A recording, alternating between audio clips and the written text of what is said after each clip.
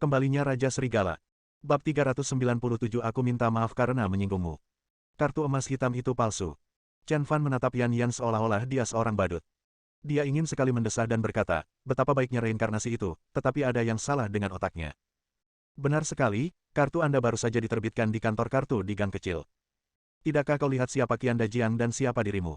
Bagaimana mungkin Qian Dajiang ada hubungannya dengan pengemis sepertimu? Kau bahkan mengatakan kau memiliki kartu emas hitamnya. Itu hanya angan-angan. Chen Fan menggelengkan kepalanya tak berdaya dan berkata, apakah kamu tidak takut ayahmu akan mematahkan kakimu jika dia tahu? Aku pikir kakimu akan patah terlebih dahulu. Jika bos restoran Barat Mona Lisa tahu kamu menggunakan kartu palsu untuk membuat masalah, dia akan menghancurkan antek-antekmu terlebih dahulu. Yan Yan berkata dengan dingin, jika Chen Fan berani menggunakan kartu emas hitam milik Qian Dajiang untuk pamer, pelayan itu akan menemukan pemilik restoran Barat Mona Lisa. Pemiliknya akan tahu bahwa kartu emas hitam itu palsu dan pasti akan menemukan Chen Fan.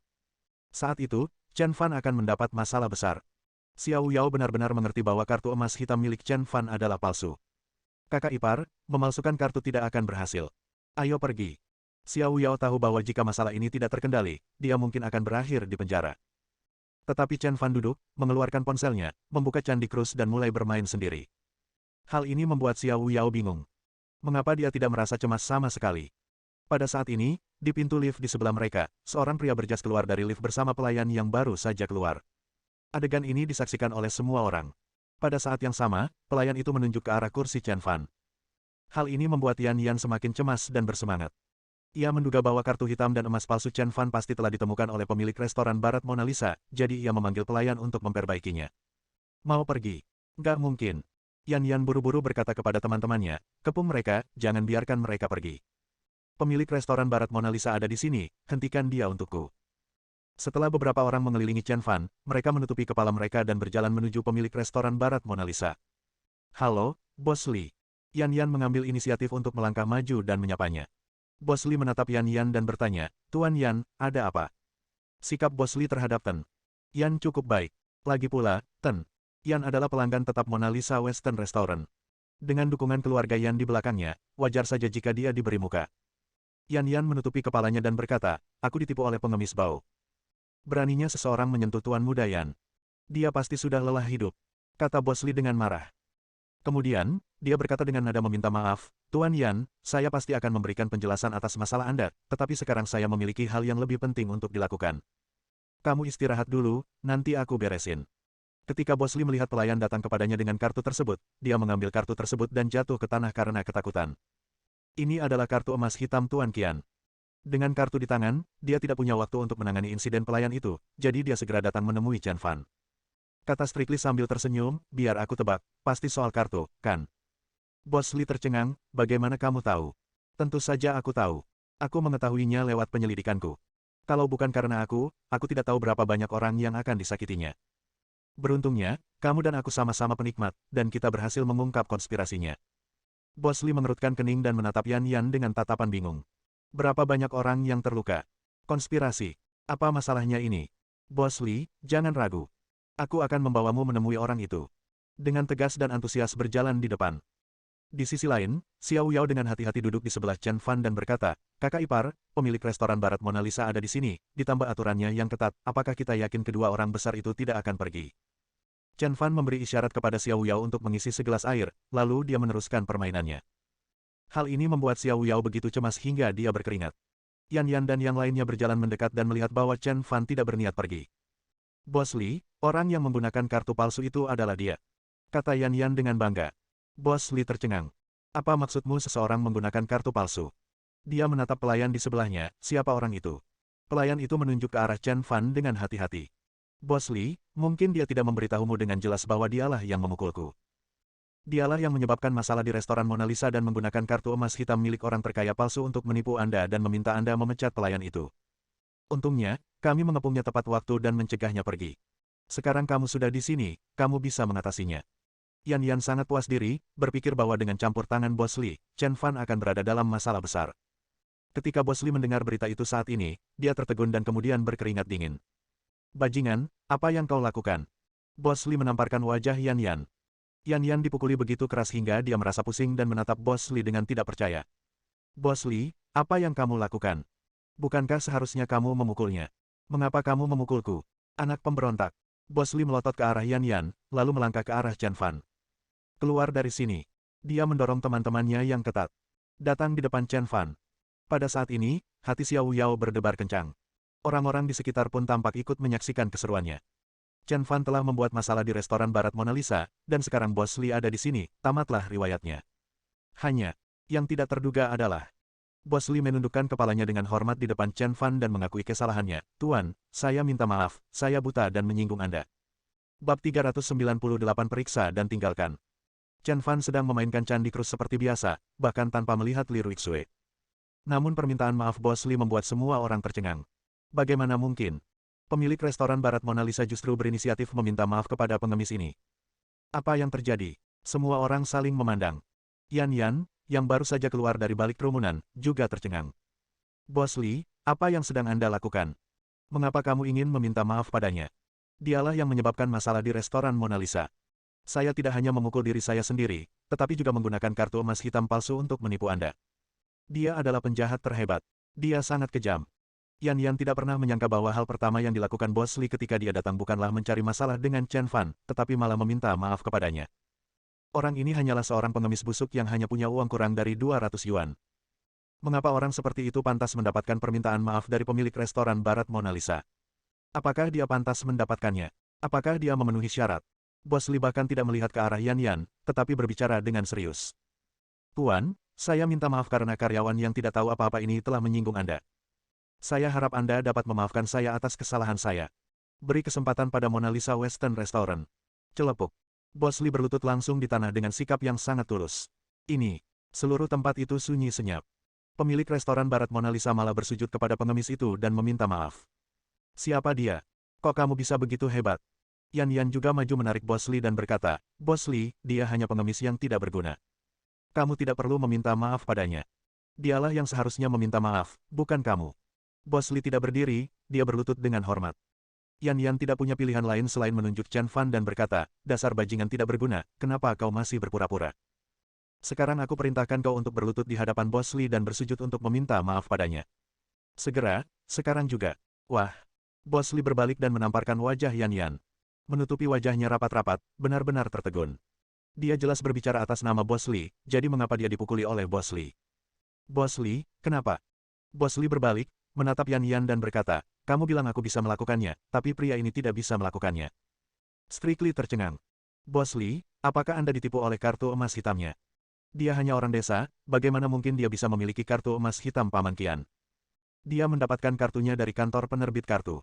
Kartu itu palsu. Saya punya bukti untuk membuktikan kebohongannya dan membuktikan bahwa kartu itu tidak asli. Yan Yan berkata sambil berjalan mendekati Chen Fan dan berkata, nak, berhentilah berpura-pura. Cepat, beritahu Bos Li bahwa kartumu palsu dan kamu mendapatkannya dari toko kartu hitam.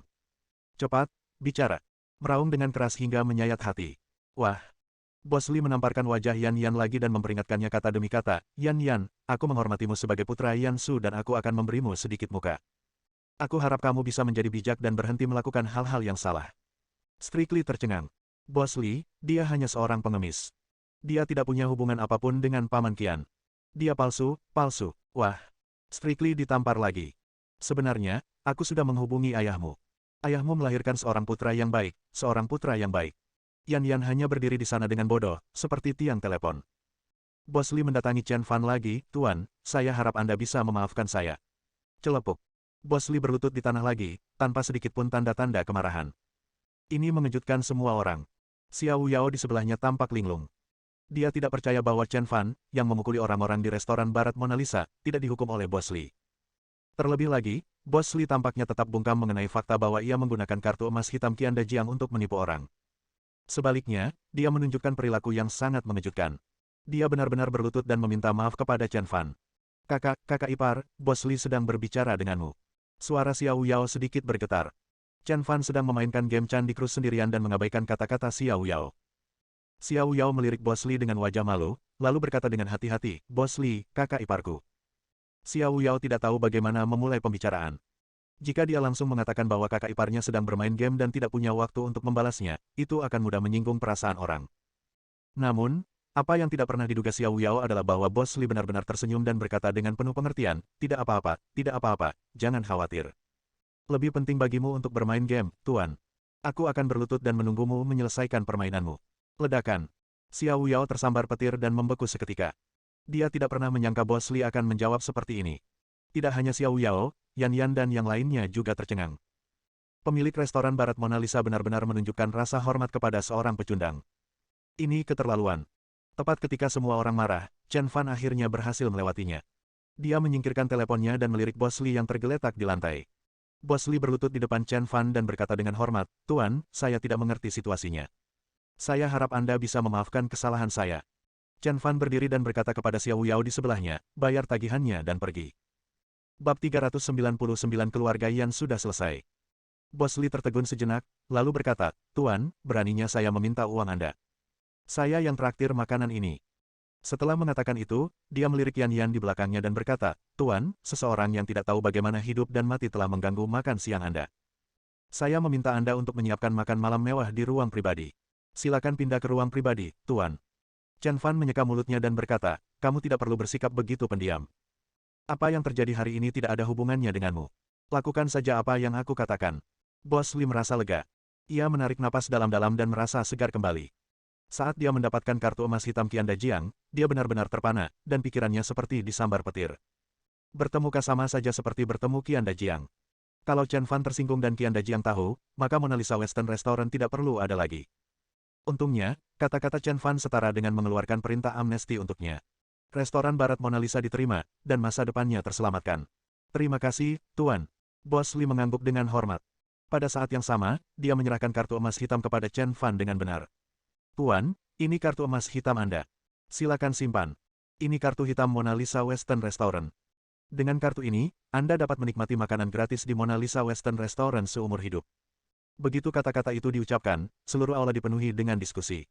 Sejauh yang saya ingat, hanya dua orang yang memiliki kartu hitam restoran Barat Mona Lisa, yaitu Qian Dajiang dan Jiang Miao Miao, masing-masing satu. Namun, Bos Li dengan murah hati memberikan kartu emas hitam restoran Barat Mona Lisa kepada seorang pengemis bau. Dari mana pengemis ini berasal? Para penonton merasa sedikit masam, dengan rasa iri, cemburu dan kebencian tertulis jelas di mata mereka. Chen Fan melirik kartu emas hitam dan bersiap untuk menolak. Pada saat ini, Xiao Yao di sebelahnya mengambilnya dan berkata, "Kakak ipar, bisakah kamu memberiku kartu ini?" Chen Fan berpikir sejenak dan berkata, "Kamu baru saja kembali dan aku tidak punya apapun untuk diberikan kepadamu.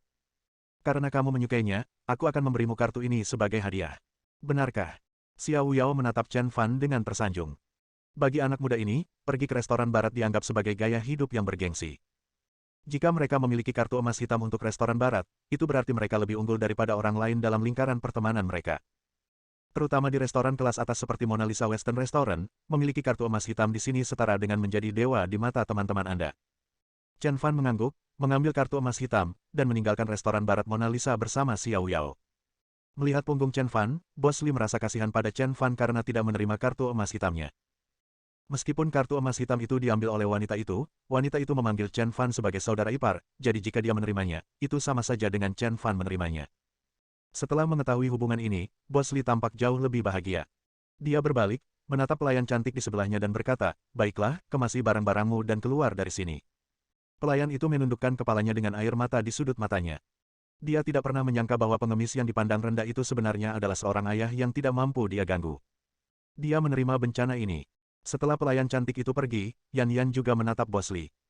"Bos Li, Anda benar-benar salah orang. Faktanya, kartu emas hitamnya sama sekali tidak diberikan oleh Paman Qian. Dia, wah."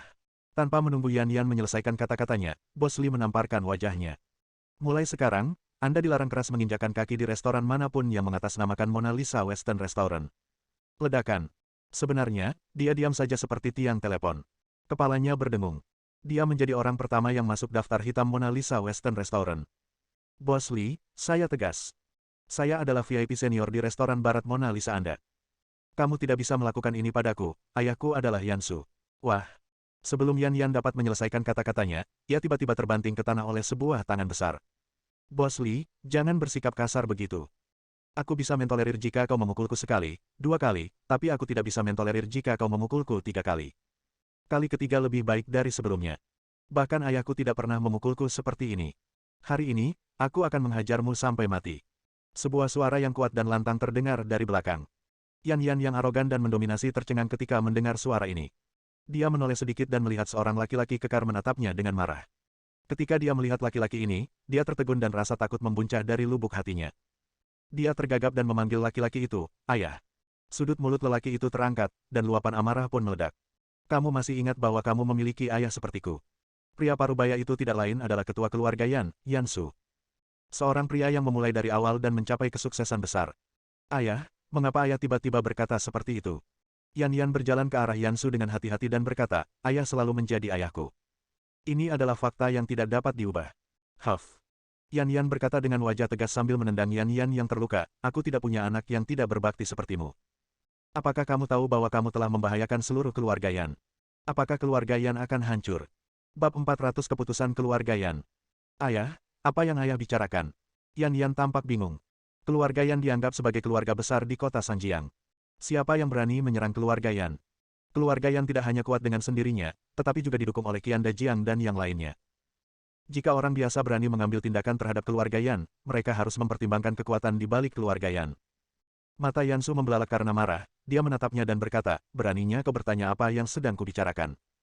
Dasar anak durhaka, hari ini aku pukul kau sampai mati. Jika tidak, apakah keluarga Yan akan berakhir dalam situasi ini?"